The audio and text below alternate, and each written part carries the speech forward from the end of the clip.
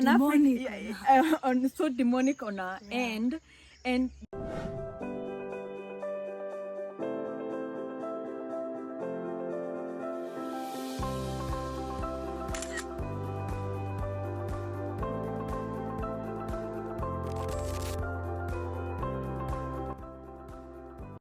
hi beautiful people. Hello guys. Welcome to She Speaks Sacred, where her voice becomes a sacred right. She speaks, Listen, Spirit moves. I'm Wamboi Mukunda. And I am Zanele. So today we want to talk about African spirituality and how it came about to be defamed or demonized. Yeah. And I know for all of you right now, us speaking about this is even maybe something which is not of interest to you because of how you were groomed and how you are brought up from your family setup.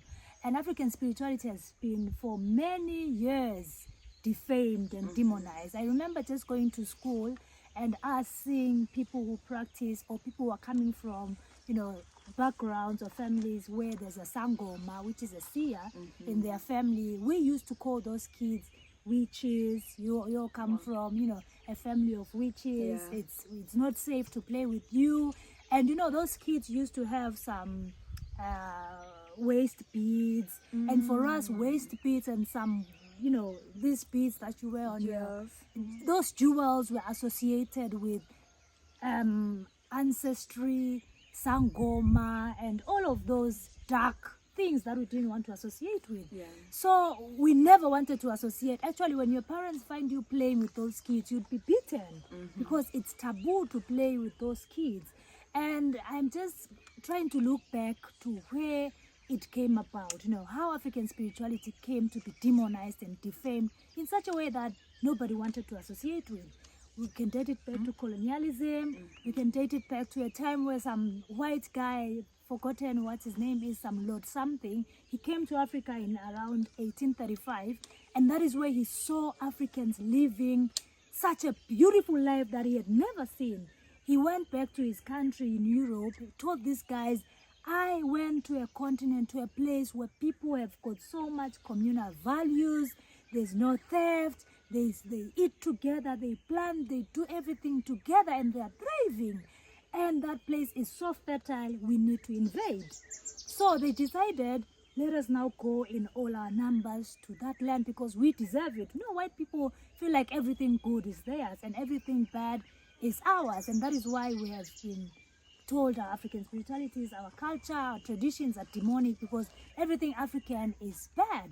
So these guys came in, started now to think of strategies in which they can make our spirituality less off so that they can, you know, disconnect us from our roots. And the only way that you can be able to remove somebody from grounding, from knowledge, from wisdom is by disconnecting them with their roots. Just look at people who are not culturally grounded, the lives that they are living, very useless lives, if I may call it. So they decided, let us remove these guys from this and let us do this by demonizing and defaming African spirituality so that they think what is theirs is bad and what we are giving them is right, which now came to be Christianity. And from your perspective of defaming African spirituality, what is it that you are taking, you know, from just that act and how we as Africans have turned out today just because of what happened? You know, the funny thing is, when the white man came to Africa, he observed how we did our culture, how we did our things, the knowledge that we had, how we did our ceremonies, how we did our rituals. And the first thing he did is pull us away from that. And the funny thing is, they took that knowledge that we had, they took those books that we had, and they went and started practicing them or in their countries. And they told us what you were doing was demonic. So this white person, this colonizer is coming telling you what you're doing is not the right way, but they go and practice the same way. Because sometimes you find in these ceremonies that they do, when they are ushering in new kings and queens, there are things that they do that rituals that they do that also Africans used to do when they were ushering in their new kings and queens. So when they're doing them, it looks so glamorous on their end.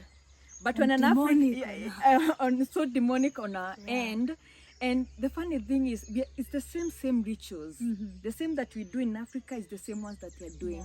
even doing the ushering of the new pope also, the same ceremonies that we're doing, the same ceremonies that we used to do for our spiritual men in our society. For one to become a spiritual person, we call them modomogo in our Kikuyu culture.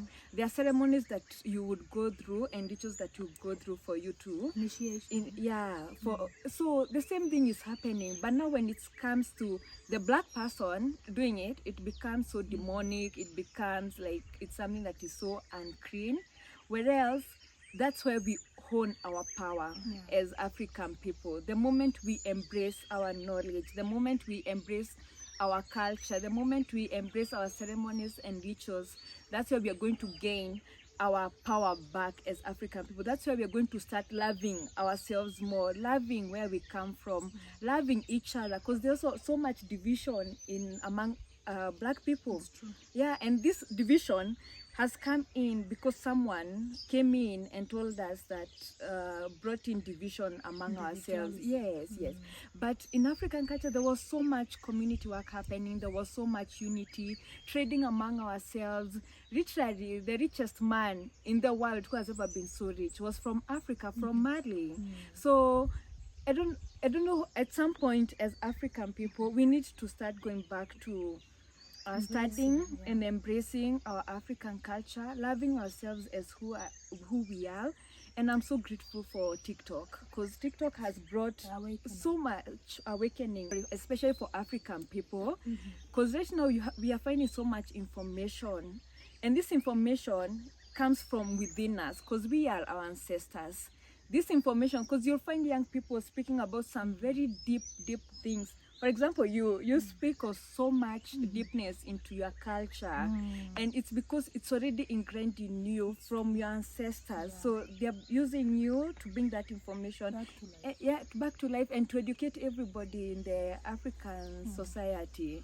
Yes. Yeah, and the information, we carried a lot of information within us, within our DNA. And I'm just looking back to our spiritualists, our seers. Those people, a young boy will be born, and the boy will be born with so much wisdom. And you will wonder, where do you get all of that from? But it's the people, it's the spirits that live within this person. And according to the Bible, those are demonic spirits that have possessed you. They call you evil. Evil, you're so demonically possessed. I don't even know, some very dark names that were given just because of the knowledge and the wisdom that we get. A boy will dream of a plant, and they'll be told, this certain kind of plant can cure this disease. And maybe there's somebody within their family who has that kind of disease. And the boy will say, you know what, I dreamt of this plant curing this. But because we have defamed our knowledge, the parents will be like, what do you mean? I can just go to a pharmacy and get my medication from there. I can go to India and go for my cancer treatment.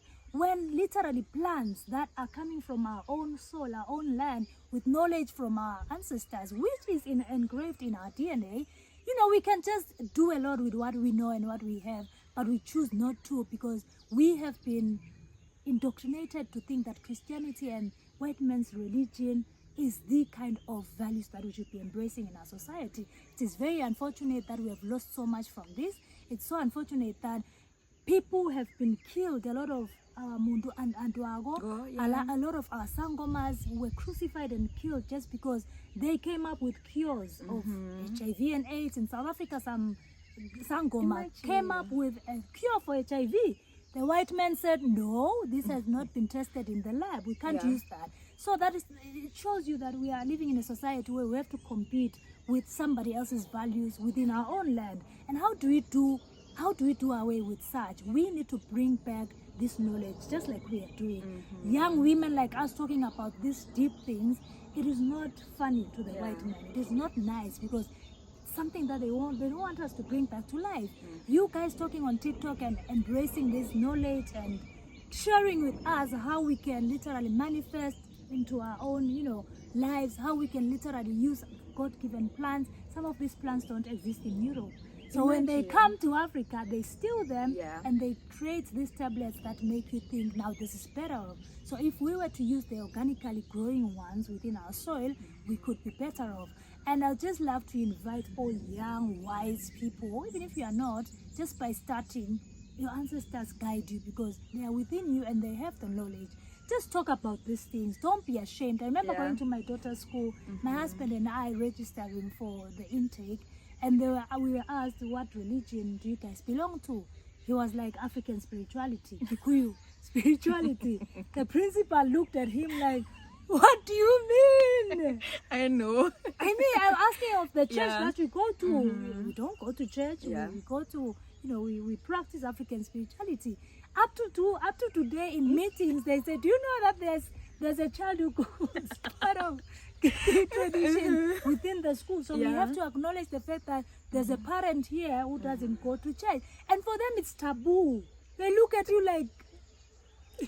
it's so demonic to and then them, comes like to the hair, when they see you with your hair, African hair, your natural African hair. I swear, if you came with dreadlocks as a man in an office of a white man, or even our own people, yes, and especially our own you people, will not be employed because we have been groomed to think that what is ours is demonic, is satanic. It's not to be embraced, and what is theirs is beautiful, nice haircut, suit, I don't know what.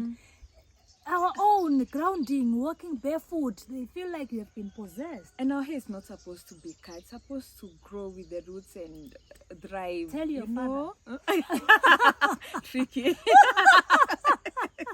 There are companies that have a whole dress code on how you should wear, which is nowhere near embracing Africanism, embracing who we are as a people. And we're in Africa, imagine. It's very unfortunate. Yeah, I think the moment that African people acknowledge and know who they are, we are going to become very, very powerful.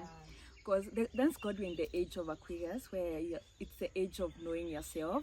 And I hope more African people start researching on their culture, where they come from, who were their ancestors, and that is going to make a total change in how they live their life, more peace into their life, literally, yeah. So I think that's it from us for this episode. Tell us what you think about African knowledge. Have you been researching more on that? Are you looking deeper into understanding who you are as a person? Yeah, and would love that. Yeah, please don't forget to like the video, share the videos, let us educate as much young people as we can, and also subscribe. We'll see you in the next one. Bye bye.